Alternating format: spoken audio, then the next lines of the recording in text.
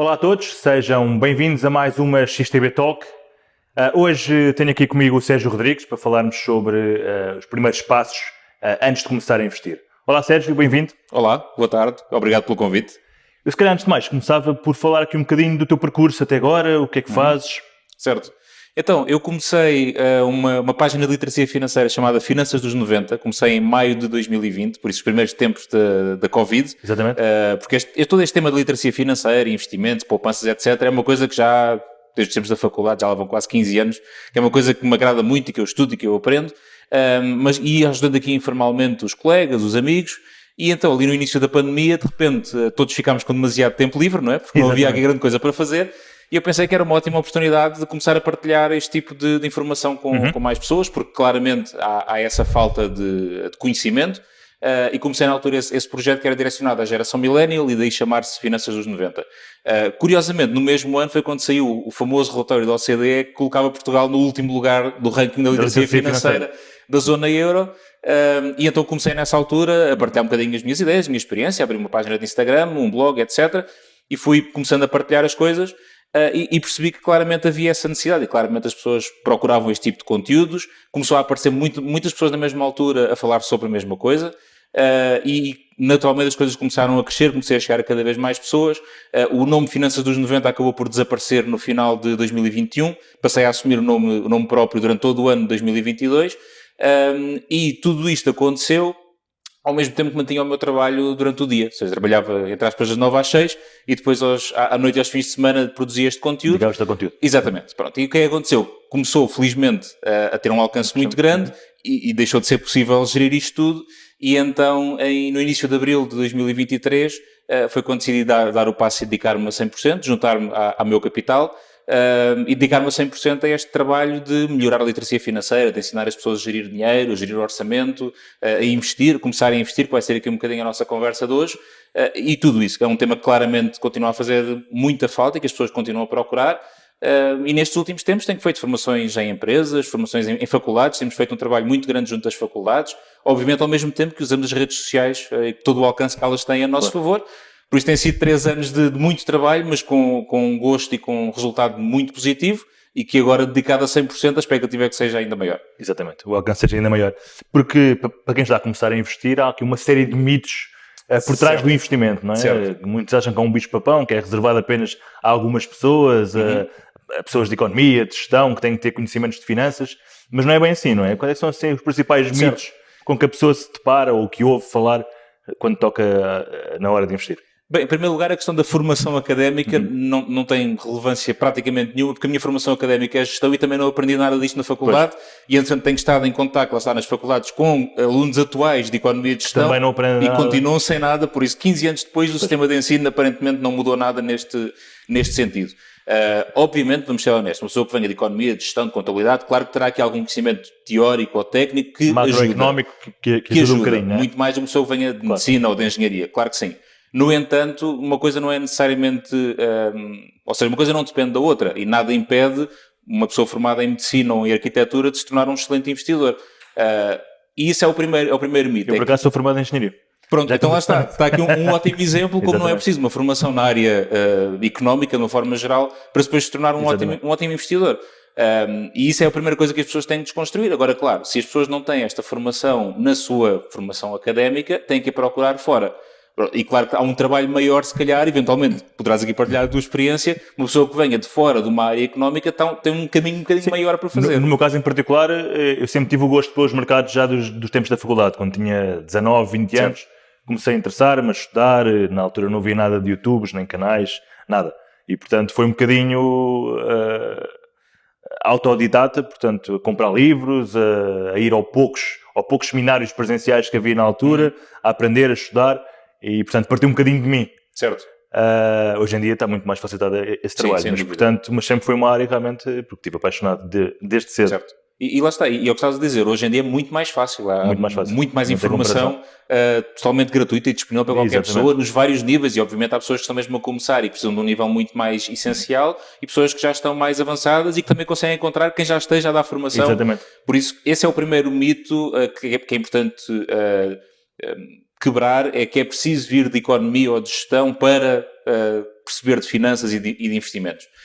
Depois, um outro mito que é importante é em relação à quantidade de dinheiro que é possível. Ainda continua a haver muito esta ideia, eu felizmente já tenho tido contacto ao longo destes 3 anos com já alguns milhares de pessoas, tudo somado, e é ainda muito frequente. Que é preciso quantias muito avultadas. Que é preciso muito dinheiro para começar a investir e na verdade não é de todo. Ou seja, eu costumo dizer que teoricamente é possível investir com 1 cêntimo, não estou a dizer que seja uma boa ideia, porque não é, mas teoricamente sim, é possível. Sim. Ainda para mais, por exemplo, com a XTB, que temos comissões zero, tanto em ações e ETFs, portanto não é preciso, com 5 euros, 10 euros já permite comprar uma ação, pelo menos, de uma empresa. Exatamente, e na verdade é possível fazer um investimento de qualidade com algumas dezenas ou poucas centenas de euros, que depois obviamente tem que ser replicado todos os meses, ou de X tempo conforme a disponibilidade de cada um, mas continua a haver muito esta ideia que é preciso ter muito dinheiro para começar a investir, e li aqui há uns tempos, já não sei de onde ou quem é que disse isto, que não é preciso ser rico para investir, mas é preciso investir para ser rico. E é um bocadinho esta a ideia. Tem que se quebrar esta ideia que é preciso ter muito dinheiro para começar a investir. Não, é possível, e como estás a dizer, com poucas dezenas de euros começar a investir num ETF, numa ação, seja lá o que for, e depois ir construindo a partir daí. E depois há um mito que para mim é o mais importante, que não é apenas só sobre investimentos, é sobre o dinheiro de uma forma geral, que é todos aqueles mitos sobre a maldade que ronda o dinheiro. E que são todos uns gatunos, e que são todos uns aldrabões, e que é só corrupção. E depois aquelas coisas que todos ouvimos os nossos avós a dizer, do dinheiro não traz felicidade, e essas coisas. Isso é uma coisa... Saúde é mais importante que o dinheiro, esse tipo de coisas. Exatamente. E não é, por exemplo, essa não é necessariamente mentira, muito pelo contrário. A saúde é cara. Diz? Mas a saúde é cara. Exatamente, mas a saúde às vezes é caro, a verdade é essa. Uma coisa que eu costumo dizer muitas vezes é, se eu tiver aqui um monte de notas com 1 milhão de euros e não lhe fizer nada, ele também não vai fazer absolutamente nada. Claro. O dinheiro é apenas uma ferramenta, e é isto que as pessoas têm que perceber, que o dinheiro é uma ferramenta que depois nos vai permitir fazer coisas boas ou más. E um bom exemplo, perdemos aqui há relativamente pouco tempo o comendador Rui Nabeiro, por exemplo, um empresário de sucesso, claramente o dinheiro não faltava, e um ótimo exemplo em termos de apoio social, em termos de boa pessoa, com boas ações, por isso, e depois temos ao mesmo tempo pessoas que têm se calhar 1/100º do que ele tinha e que fazem muito pior. Por isso, claramente, não há aqui uma relação direta. O dinheiro é apenas e só uma ferramenta que depois nos vai permitir fazer coisas boas ou coisas más, e que no fundo eu sou da opinião que o dinheiro revela aquilo que nós somos. Porque às vezes caem-nos muitas máscaras quando o dinheiro deixa de ser um problema, e depois aí vemos realmente quem é a pessoa, com tudo de bom e de mau que lá está. Por isso sim, eu acho que o primeiro passo é desfazer uma série de mitos. Eu diria que estes 3 são assim os mais comuns e que as pessoas mais perguntam, para depois começarmos a dar os passos mais em frente. Okay. E o que é que devemos fazer antes de começar a investir? Antes de começar a investir e depois de tratarmos esta parte disto tudo, é olharmos para o nosso orçamento pessoal. Eu vejo muitas vezes pessoas, lá está, porque percebem a vantagem disso. Muitas vezes há pessoas mesmo que não conseguem, não é? Porque ganham, por exemplo, ordenados baixos, ordenado mínimo. Exatamente. Chega ao final do mês e não sobra nada. Portanto. Isso é um grupo, e depois há outro grupo que são pessoas que até nem estão nesse nível e que têm ali alguma folga e que veem e bem o sucesso dos investimentos e que afinal não é assim tão difícil, tudo isso, e começam a entrar, como se costuma dizer, às 3 pancadas por ali, e depois chegam ao dia 15 e falta-lhes o dinheiro que colocaram num investimento qualquer. E depois estão a perder, não podem vender. Exatamente, ou então resgatam a perder, e depois aí o investimento é mau e é para perder dinheiro, e esse é o problema. Por isso o primeiro passo, ou o segundo, depois da questão dos mitos, é a questão do orçamento pessoal. E isto vale para uma pessoa que ganha o ordenado mínimo ou uma pessoa que ganha 10.000 euros por mês. A pessoa tem que ter a perfeita noção quanto é que ganha, de onde é que ganha, se tiver várias fontes de rendimento diferentes, perceber quanto é que vem de cada uma delas, e também quanto é que gasta e onde é que o está a gastar. E depois, no final, o que é que lhe sobra. O que é que sobra para poder investir. Exatamente, e depois essa é a parte que irá poupar ou investir. E isto é muito importante, as pessoas terem esta noção, fazer o seu planeamento, porque se elas têm Mas antes de começarem a investir, se calhar terem um pé de meia, não é? Portanto, sem dúvida, ou seja, uma reserva de capital. A poupança, e aqui podemos chamar pé de meia, podemos chamar fundo de emergência, podemos chamar o que quisermos, mas o ter aquele produto capital garantido, que está ali líquido, que eu posso utilizar numa eventualidade, é extremamente importante. Não é aí que vamos ganhar dinheiro, é verdade, mesmo com a questão dos certificados da Forro, por exemplo, que até tem subido muitas taxas de juros e está-se a tornar mais atrativo, porque há um ano ninguém queria saber dos certificados da Forro para nada, a verdade é esta, mas agora é para o tipo de produto que é mais atrativo. Ter algum dinheiro nesse tipo de produtos é extremamente importante, não só por uma questão de segurança, como uma questão de liquidez, como uma questão de... acima de tudo, o que se vai criar com este tipo de produtos é um hábito de colocar dinheiro de parte. E depois, o que é que fazemos com esse dinheiro que colocamos de parte é que vai, de certa forma, evoluindo, digamos assim. Mas o primeiro passo, claramente, que será construir essa poupança. E se não encontrarmos folga no nosso orçamento para essa poupança, temos que perceber o que é que está a falhar. E temos aqui 3 hipóteses. Ou reduzimos os nossos custos. Os hábitos de consumo. Exatamente. E aqui pode ser em muita coisa. Ou aumentamos os nossos rendimentos, ou então o melhor que é fazer as 2 coisas ao mesmo tempo. E muitas vezes eu vejo muitas pessoas a focar-se apenas na redução de custos, lá está, porque não têm uma folga para poupar, por exemplo, e então focam-se em reduzir custos. Tudo bem.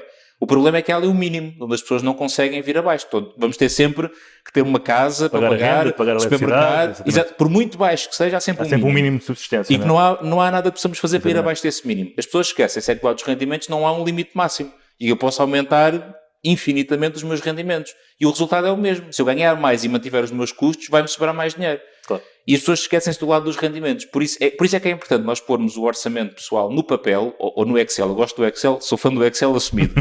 Mas para quem não for, entre aplicações de telemóvel e uma folha de papel, também serve. E perceber exatamente quanto é que ganhamos, quanto é que gastamos, o que é que sobra e depois tentar equilibrar aquilo da melhor forma possível. Não ter pressa de ir começar logo a investir, criar, como estávamos a dizer, o tal fundo de emergência, pé de meia, fundo de maneio, o que quisermos chamar. E depois, quando essa poupança já tiver um valor que nos sintamos confortáveis, então aí sim começar a estudar a começar a aplicar os investimentos, porque obviamente devemos começar a estudá-los antes. Exatamente. Enquanto estamos a criar a poupança... Isso é outro erro muito comum, não é? Que as pessoas primeiro começam a investir e depois, se correr mal, é que vão procurar estudar. Exatamente. E claro, devemos sempre aprender com os erros, tentar perceber o que é que não correu bem e tentar corrigir. Mas nesta fase em que estamos a criar a poupança, porque uma poupança é uma coisa relativamente simples de perceber. Eu coloco o dinheiro ali, recebo uma taxa de juro em troca e pronto. E não há muito mais a entender do que isto. Eu ganho tempo para estudar o que vem a seguir. E é muito tempo, porque lá está, se eu vou demorar ali 6 meses, 1 ano a colocar a minha poupança num nível que me seja confortável, eu tenho muito tempo para ler dezenas de livros, fazer montes de formações, assistir a montes de podcasts e webinars e tudo e mais alguma coisa, para aprender sobre o tema, para quando eu estiver pronto, ter o meu conhecimento todo. Como é óbvio, eu vou aprender muito na prática. Quando começar a aplicar aquilo tudo, e há muita coisa que eu vou perceber que se calhar o que eu estudei no livro não é, pois na verdade não correu bem assim, tudo bem, mas a base teórica que eu preciso ter, consigo ter este tempo todo para preparar e isso vai-me dar aqui probabilidades muito maiores de sucesso lá mais à frente quando eu começar a investir. Ok. E depois então de começarmos a investir, o que é que aconselhas? Que a pessoa comece a investir em ações, em ETFs, produtos mais conservadores? Depende um bocadinho também do perfil de risco de cada pessoa e do tempo que tem disponível, não é? Claro que sim. Mas depois temos então o fundo de emergência, de termos estudado... Onde é que achas que as pessoas devem começar? Quem nunca investiu, quem não tem à partida nenhuma noção, mas já tem pelo menos aquelas bases teóricas, certo? Onde é que achas que deve aplicar o dinheiro? Bem, eu acho que os fundos de investimento, e especificamente os ETFs, são uma boa porta de entrada no mundo dos investimentos e na verdade podem nunca ser uma porta de saída. Pode-se formar uma carteira muito boa e muito forte em termos de rentabilidade, baseada quase exclusivamente, para não dizer exclusivamente, em ETFs. Mas principalmente para quem está a começar, os ETFs acabam por ser produtos muito baratos, não só pela cotação que eles têm, porque muitas vezes há ali produtos com 5 euros, 10 euros por unidade, e que são, como estavas a dizer há pouco, e no caso da XTB, até isentos de comissões em muitas das vezes, o que também ajuda à rentabilidade, e tem uma vantagem, que é a questão de diversificação. Se eu tiver pouco dinheiro e estiver a começar agora, e a diferença entre escolher uma ação única de uma empresa qualquer e escolher um ETF do S&P 500, por exemplo... É completamente diferente. O S&P 500, não é? Fala-se do S&P 500 como standard, mas há outras opções. É completamente diferente. O meu risco é muito diferente. Os meus 100 euros numa ação americana apenas... Pode correr bem ou não, não é? Pode correr bem ou não. Se eu tiver no tal ETF, acho que são 502 ou 503 atualmente, acho que ultrapassou um bocadinho as 500 empresas. Diversifica muito mais. Diversifica muito mais. E daí os ETFs, na minha opinião, serem um produto muito interessante, não só para quem está a começar, mas especialmente para quem está a começar. Agora, se começam por ações, já tenho as minhas dúvidas, não sei se as pessoas, a menos que a pessoa perceba exatamente o que é uma ação, como é que funciona, quais são os riscos que estão ali associados, esteja preparado para a volatilidade delas, e aqui há muitas vezes um erro que eu vejo a cometer, é associar volatilidade de risco. Exatamente. Não é exatamente a mesma coisa, uma coisa mais volátil não é necessariamente mais arriscada, apesar de, haver alguma ligação, mas, por exemplo, as ações não são todas do mesmo nível de risco, não são todas, apesar de serem tudo ações. Lá está, comprar uma ação específica ou comprar um ETF de ações não é o mesmo nível de risco pela questão da diversificação. Claro. Por isso, mas ainda assim... Pois há setores mais defensivos, mais agressivos. Exatamente, mas ainda assim eu acredito que a maioria das pessoas não está preparada para, genericamente falando, a volatilidade que o mercado acionista traz. E daí eu achar que, por exemplo, o início por obrigações, via ETF de obrigações, por exemplo, pode ser um bom primeiro passo. Porque as obrigações são uma coisa relativamente simples de entender para quem vem dos depósitos a prazo e dos certificados de aforro, não é? Ou seja, de uma forma genérica, eu coloco ali dinheiro, recebo uma taxa de juros. Se for um ETF, tenho um cabaz de produtos onde eu coloco o dinheiro, recebo uma taxa de juros. Mas ao mesmo tempo já tem a tal volatilidade, que obviamente é muito menor do que nas ações, mas que me vai permitir testar como é que eu reajo naquilo. E se eu não lidar bem com variações de 0,1% todos os dias, então se calhar as ações não vou lidar bem já. com 3 ou 4 ou 5% seguramente. Pronto, e daí eu acho que as obrigações eventualmente podem ser, obrigações principalmente via ETFs, pois tudo se liga, podem ser um bom primeiro passo para os novos investidores, porque perdem aquela questão do capital seguro, porque não existe, começam a viver com alguma volatilidade dos seus investimentos e com aquela questão de eventualmente perder algum dinheiro que se tiver que resgatar no momento em que está a perder, e pode ser o primeiro passo e a pessoa vai testando. Muitas pessoas mandam-se de cabeça às vezes para as ações e depois aquilo corre mal e depois corre mal, e como aquilo corre mal, então tudo é mau. Pronto, e de repente afastam-se dos investimentos, o investimento é um casino, é só para perder dinheiro, Claro. e voltam aos certificados de aforro e nunca mais saem de lá.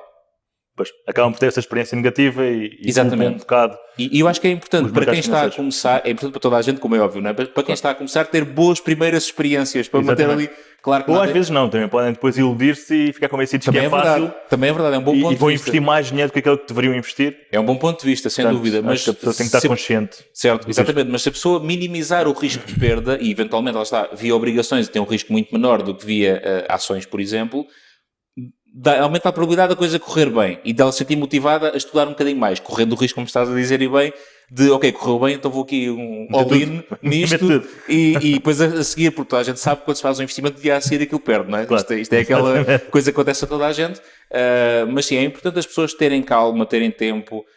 Eu dou muitas vezes o exemplo do Warren Buffett. O Warren Buffett tem 92 ou 93 anos. Não somos nós com 30 ou com 35 que estamos a começar agora, de repente vamos conhecer resultados milagrosos. Ou se acontecer, foi um golpe de sorte e que é muito pouco provável que se repita. E é importante as pessoas terem paciência, perceber que isto dos investimentos demora algum tempo, perceber que quanto mais tempo deixarmos o investimento feito, maior a probabilidade dele correr bem e dar retornos positivos, apesar de nada ser garantido, mas ainda assim é mais provável que corra bem. E há aqui uma série de coisas que é importante E desmistificar. achas que quem está a começar, portanto, deve optar por um horizonte temporal um pouco mais longo? Eu acho que toda a gente deve optar por um horizonte temporal mais longo. Lá está, por uma questão de probabilidade de sucesso. Nunca sendo garantido, mas todas as estatísticas mostram isso. Assim o indicam. Assim o indicam, que quanto mais tempo deixarmos o investimento feito, maior a probabilidade dele correr bem. E esse é o problema, é que depois muitas das pessoas acabam por querer resultados imediatos porque acham que é o Euromilhões. Ou algo do género, com todo o respeito pelos jogos de sorte e azar. Bem, todo o respeito, mais ou menos. Algum respeito pelos jogos de sorte e azar. As pessoas associam muito os investimentos ainda a isso. E eu coloco ali X, que é para daqui a uma semana aquilo valer 100 vezes mais, ou então valer 0. E só vêm quase estas duas vertentes. E então se aquilo, eu hoje coloco 20 e aquilo amanhã vale 19, então vou já resgatar e pelo menos os 19 não o perco. O que acontece normalmente, e isto também acho que todos os investidores passavam por isto, no momento em que resgatam, no dia a seguir aquilo sobe. Mas a subir. Pronto. Mas também é importante, se for num prazo menos dilatado no tempo, usar ferramentas de gestão de risco, por exemplo, como o stop loss, o take profit, para limitar a perda, não é? Claro, exatamente. Mas isso, a maior parte dos investidores não está preparada, investidores iniciantes, entenda-se, não está minimamente preparada para isso. Claro. Obviamente que é importante saber que essas ferramentas... Mas tu costumas fazer isso, Sérgio? Portanto, Eu não, porque não tenho, e eventualmente lá está, o stop loss para mim não faria sentido no meu tipo de investimentos, porque eventualmente tudo o que eu estou a fazer será para, idealmente até nunca vender. Porque eu, na minha estratégia de investimento, uma coisa que faz sentido para mim é a questão do cash flow. Por exemplo, nos ETFs que eu tenho são todos em distribuição. Para mim os produtos... Vais recebendo os dividendos? Exatamente. E eventualmente eu nunca vou vender a participação, porque a expectativa é que só os dividendos gerados que eventualmente sustentem o meu estilo de vida alguns lá mais para a frente e eu nunca tenha que vender a participação. Por isso o stop loss em si, para mim, pela minha estratégia, não me faria muito sentido, até porque eu normalmente aproveito em momentos de quebra para reforçar as posições, porque acredito que aquilo vai continuar a subir mais cedo ou mais tarde. O take profit, talvez, é uma coisa que eu tenho vindo a pensar, se eventualmente faz sentido, no fundo, para resgatar ali um valor e ter a certeza que aquele ganho é real, digamos assim, e que eu consigo realizar. No entanto... Ou queremos fazer alguma rotatividade de setores? Imagina que é um ETF sobre um setor que tu achas que já não está tão interessante, por exemplo, ou que haja outro que está mais interessante do que esse. Por exemplo, poderás querer sair e aplicar esse dinheiro no outro ETF. Por exemplo, lá está. Depois, depende muito da estratégia. Na minha perspectiva, como eu tenho a questão do cash flow e tenho várias fontes de rendimento do trabalho, de imóveis em arrendamento, dos dividendos, de outros negócios, e tenho várias fontes ao mesmo tempo, eu tenho essa facilidade de alocar mais dinheiro onde me fizer mais sentido. Agora, percebo o que estás a dizer, mas como eu estou sempre a falar num horizonte tão grande, e se calhar pode ser um erro meu, lá está, também é um processo de aprendizagem que é contínuo, a verdade é essa. Claro. Como é um horizonte tão grande, eu não vejo a necessidade de ter ali um take profit ou um stop loss ali tão fechado para, se aquilo acontecer, naquele exato momento dispara a ordem. Eu acho que tenho esta flexibilidade de ir gerindo entre os vários produtos que tenho no portfólio, as várias fontes de rendimento e tudo isto, para conseguir ir gerindo isto, entre aspas, manualmente. No entanto, é muito importante, por exemplo, na minha opinião, para quem investe, e voltando à questão dos ETFs, nos ETFs de acumulação e que não geram este dividendo, eventualmente terem esse take profit, principalmente, para realmente realizar aquele valor, porque isso é uma coisa... Os dividendos vão ser reinvestidos e, teoricamente, vão fazer aumentar Exatamente. o valor do... Porque isso é uma coisa que eu vejo muitas pessoas a fazer, e isto não é erro nenhum, pelo contrário, é uma questão de estratégia. É verem lá o que o ETF neste momento, colocaram lá um total de 10 mil e aquilo neste momento, com a cotação que está, vale 12, e acharem que estão a ganhar 2 ou 2 mil. Mais ou menos, estou a ganhar se aquilo não mexer da cotação. Exatamente. Enquanto o dinheiro estiver na corretora ou na nossa folha de Excel, é um ganho teórico. Não é só no momento em que eu carrego lá a vender, é que efetivamente ou ganhei ou perdi dinheiro. Exatamente. Pronto. E é por isso que eu gosto muito da minha estratégia de distribuição. Porque o que vem de dividendos é real. Caiu. Aquele rendimento passivo. Exatamente, caiu, está na minha conta, é real. A cotação está lá, aquilo continua a subir, espero eu, tudo bem, ótimo, mas aquele que caiu na minha conta, aquele já ninguém me tira, é meu. Se o ETF... E os rendimentos nos ETFs pagam trimestralmente, mensalmente, semestralmente? Os que eu tenho alguns trimestrais, tenho alguns semestrais, há um bocadinho de tudo. Claro que eu, para mim, prefiro quanto mais regular, melhor. Claro. Pronto. Claro que o que interessa é sempre aquela yield anual. Isso é o que, no final de contas, me interessa, mas se eu puder, em caso de dúvida, se tiver a mesma yield anual, ou até um bocadinho mais baixa, eu prefiro receber um bocadinho menos, mas receber todos os trimestres, do que estar à espera de ano a ano. Exatamente. Pronto, porque gosto de ter o dinheiro a rodar, lá está, até para poder reforçar a minha carteira onde fizer mais sentido. Porque recebo dividendos do produto A e naquele momento faz-me sentido é reforçar o produto B e uso aqueles dividendos para o produto B ou para outra coisa qualquer. Isto é uma estratégia que para mim faz sentido. Eu sei que, por exemplo, fiscalmente é menos eficiente, porque estou sempre a pagar consecutivamente os 28% sobre aqueles dividendos. Eu sei disso, mas para mim faz-me sentido esta estratégia. E isto é uma nota também importante para quem investe por acumulação ou por capitalização. Não se esqueçam dos impostos que vão ter que pagar lá mais à frente, porque vão ter que os pagar, mais cedo ou mais tarde. Já falámos, aliás, nisso numa outra call, precisamente sobre ETFs, sobre a questão dos impostos. Exatamente. As pessoas esquecem-se e acham que aquilo é livre de impostos. Não é. A fatura vai vir a pagar, vai vir mais tarde, com uma mais-valia que é muito maior, pela questão, a questão da capitalização, é verdade, mas vou ter que os pagar. Eu assim vou pagando, todos os dividendos que recebo eu vou logo pagando, como eventualmente nunca vou ter que vender a posição propriamente dita, com um bocadinho de sorte nunca vou ter que pagar impostos sobre aquela mais-valia, pago só sobre os dividendos. Acima de tudo é uma questão de estratégia. Agora, isto não é de um dia para o outro. O que invisto agora não era como eu investia há 10 anos. Claro. Isto é muito importante para quem está a começar agora. Não tenha medo. Ouça-me a mim, ouça outras... Experimentar várias estratégias de abordagens ao mercado. Ouça esta conversa, conversas que tiveram aqui com outros convidados, veja diferentes abordagens, experimente e depois vai adaptando e a pessoa melhor do que ninguém vai perceber exatamente o que é que faz sentido e qual é a melhor estratégia. Eu fujo de pessoas que me peçam para dizer exatamente o que é que elas devem fazer. Porque o dinheiro é delas, não é meu. Eu, com o meu dinheiro, faço o que eu acho que é melhor. Exatamente. E que hoje é diferente daquilo que eu fazia há 10 anos e que se calhar daqui a 10 anos vai ser diferente outra vez. As pessoas têm que aprender a ouvir várias ideias, várias formas de olhar para isto, perceber, ok, esta faz-me mais sentido porque X, Y e Z. Aplica. E depois logo vê se aquilo funciona ou não. As pessoas não têm que perder este medo de começar... começam com 100 euros, com 200 euros. Diz-se muito que investe aquele dinheiro que se pode perder, porque é o pior cenário, não é? É perder aquilo que se investiu. Comecem com esse dinheiro, não se pode, porque podem perder com esses 100 ou 200 euros, apliquem numa estratégia que lhes faz sentido e depois vão vendo o que é que acontece. Pronto. Okay. E outro tipo de produtos? Ou seja, achas que faz sentido numa fase inicial? Falámos nos ETFs já, que realmente é um produto com um risco mais baixo, por ser mais diversificado do que, por exemplo, as ações. Mas acho que faz sentido também um investidor que está a começar e que já tem realmente a base teórica, já estudou, já tem o tal fundo de maneia, etc. Experimentar o tipo de produtos, ações individuais, ou mesmo índices, ou commodities, como forma de diversificar, o ouro, por exemplo, o petróleo. O ouro, aliás, tem valorizado muito ultimamente.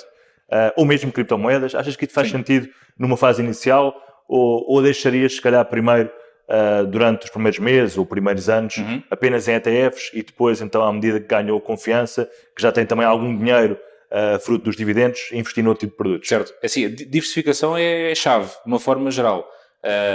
Tu fazes isso ou não? Eu faço isso, sim. ETFs? Eu faço isso, mas, por exemplo, eu invisto no ouro de duas formas diferentes. Eu não invisto em ouro diretamente. Podes investir via ETF também. Via ETF de empresas que fazem mineração de ouro, e depois tenho ações de uma empresa que faz mineração de prata. Ou seja, isto é a minha forma de estar exposto ao mercado dos metais preciosos, genericamente falando, sem comprar efetivamente, ou sem estar exposto ao preço do material. Ao próprio ou da matéria-prima, pronto.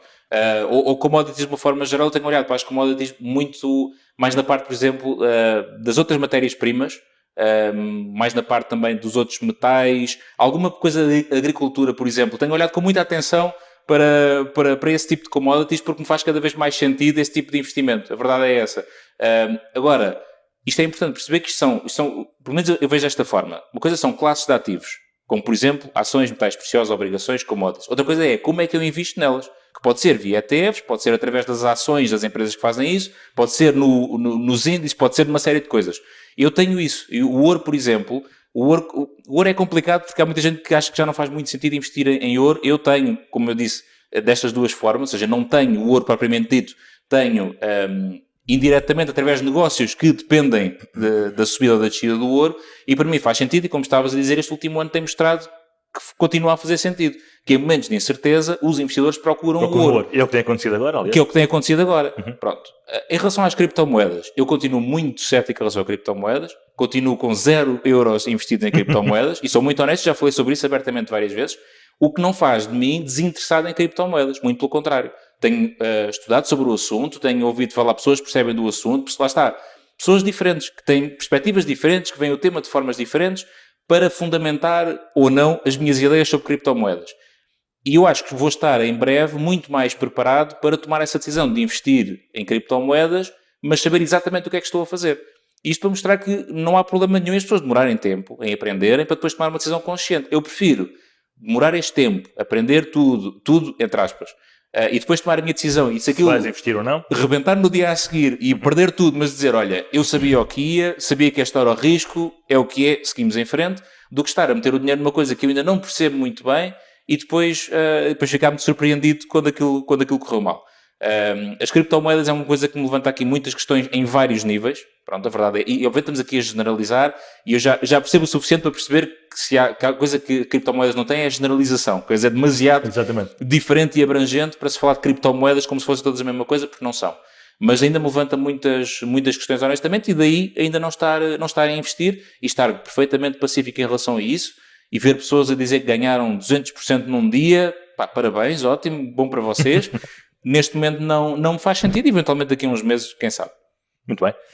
E em termos de ferramentas de análise, Sérgio, o que é que tu usas? Portanto, se calhar em ETFs não faz tanto sentido, porque é mais a longo prazo, mas para quem faz, portanto, investimento, por exemplo, em ações, e num horizonte temporal mais pequeno, algumas semanas ou alguns meses, usas algum tipo de ferramenta de análise fundamental, técnica? Como é que escolhes os ETFs, como é que escolhes as ações em que queres investir? Bem, seja ETFs, seja ações individuais ou títulos individuais, para mim é sempre longo prazo, é sempre essa a perspectiva.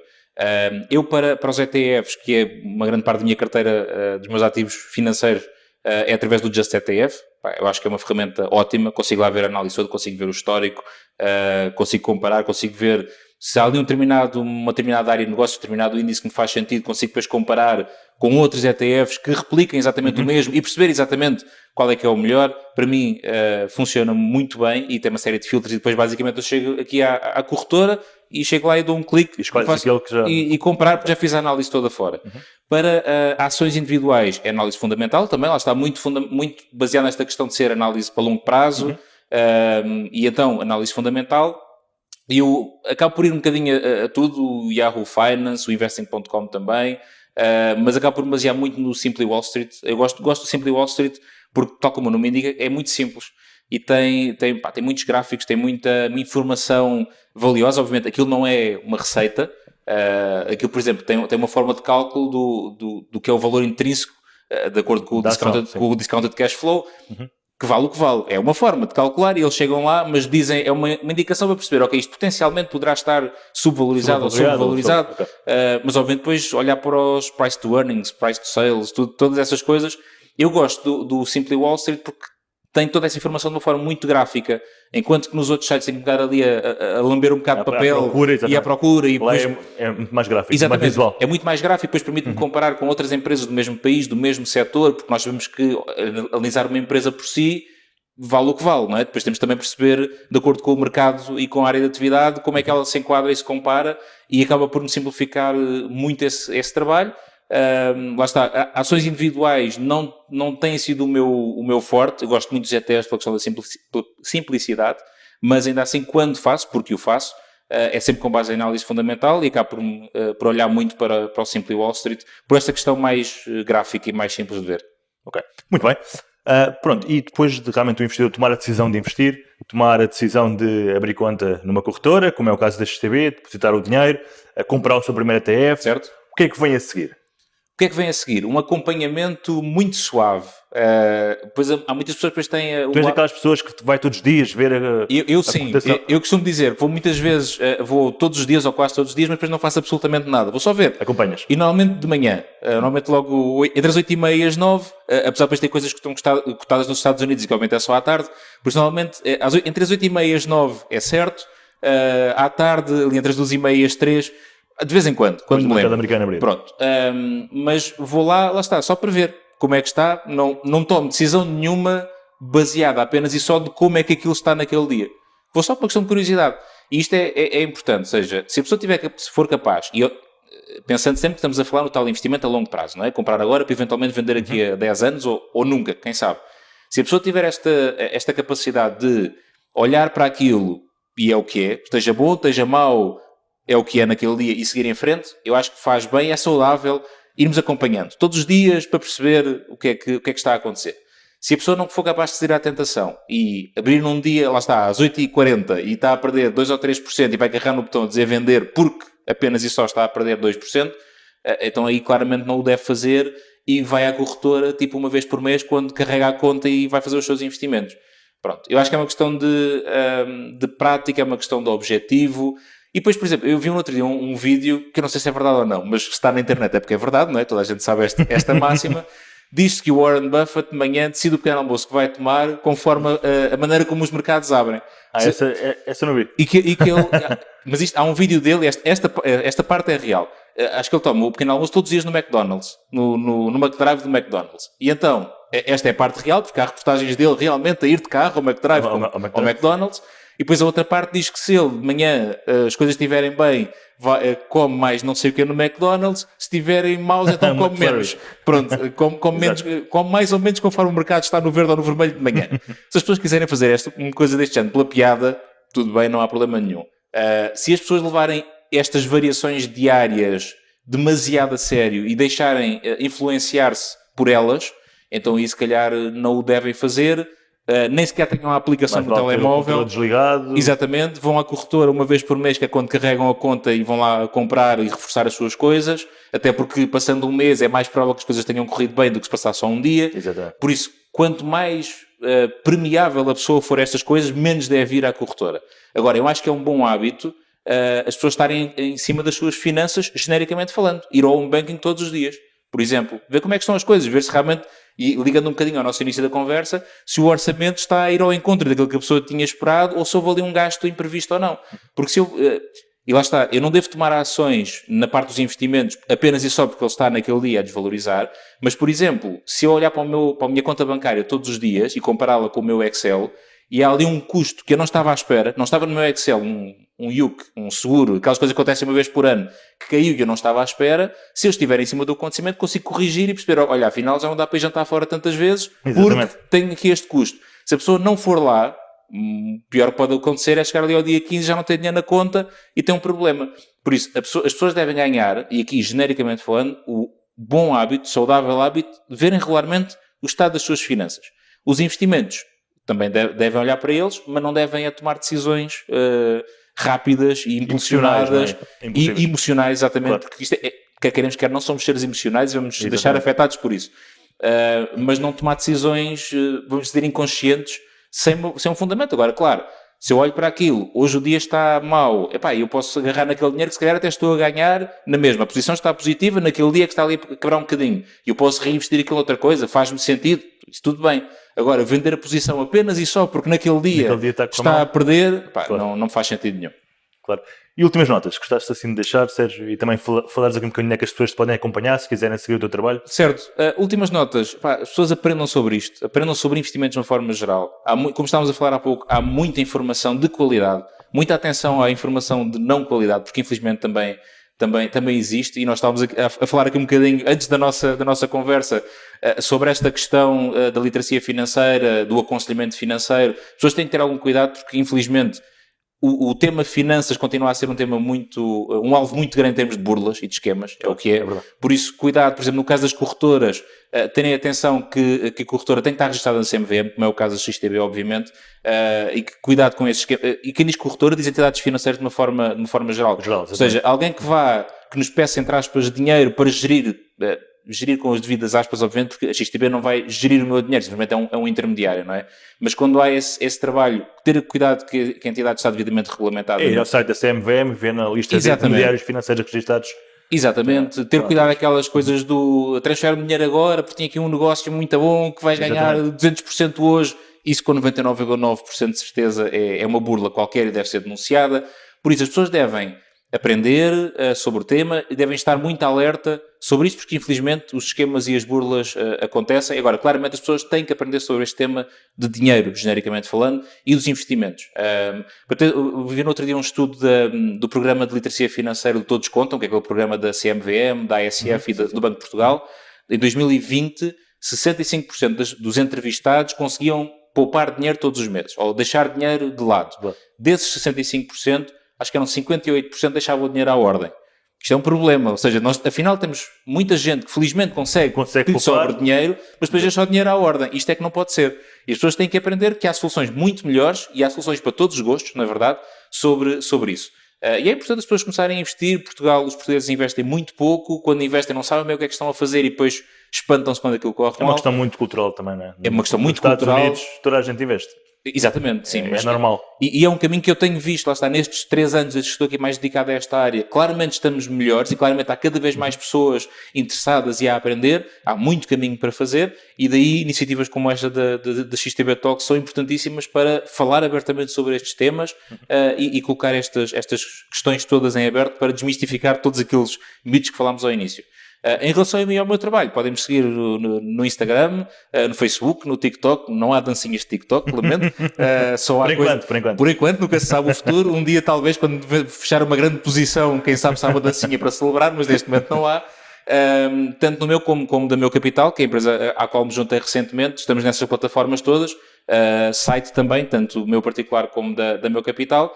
E por isso está lá muita informação. Todos os dias há conteúdo nestas plataformas todas e estamos naturalmente disponíveis para responder a todas as mensagens, tudo o que possamos ajudar a esclarecer estas questões e a levar Portugal a melhores lugares financeiros. É isso mesmo.